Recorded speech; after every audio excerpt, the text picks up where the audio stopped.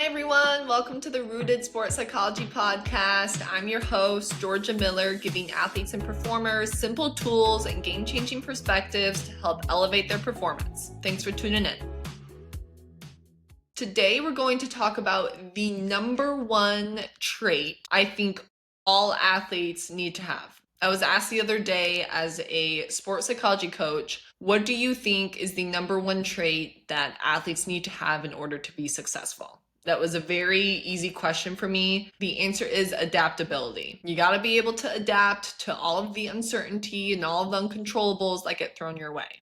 What I tell my athletes all the time is adjust, don't judge. Judging is just going to leave you in the past. It's probably going to make you overthink, get frustrated, lose composure. But the adjusting moves you forward and helps you find a solution to be your best that you can be in that moment. For example, I work with a lot of baseball and softball pitchers. These are very superstitious sports. These players have the most superstitions than any other athletes I work with.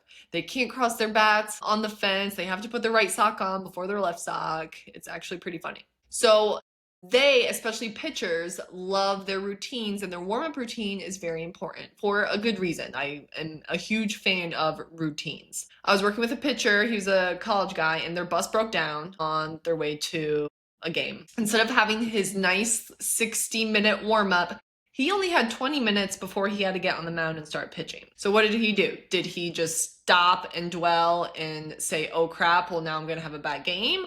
Or did he adapt his warm-up to make it work for him in 20 minutes so he could get warm and loose? He adapted, he accepted the fact that he only had 20 minutes and he made it work for him, got his arm loose, and then got back on the mound and knew that it didn't affect any of his skills. That is a great example of what adjusting looks like, not judging. It would be very easy to sit there and complain about the bus being late, but instead he realized what was most important, adapted to the warm-up, and got ready for his game. The adjusting is so good because it takes the control back into your hands, no matter what uncontrollable just got thrown at you. Another great example, let's say I'm a shooting guard and I'm my team's top scorer.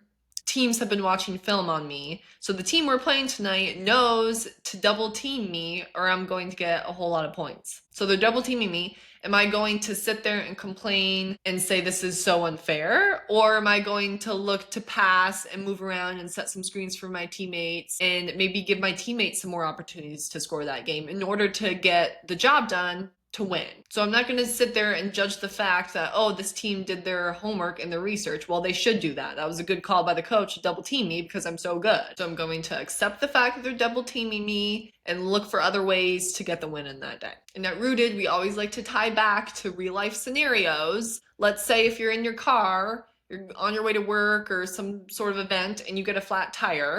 Okay, are you going to sit in your car and cry about it? Or are you going to get out, change it, or call roadside service and then get on your way? You're going to figure out a solution. Same thing in sports. You have to be able to adapt to whatever situation you're given. Anyone can be confident when they're playing great and everything's working out in their favor. That's not hard to do.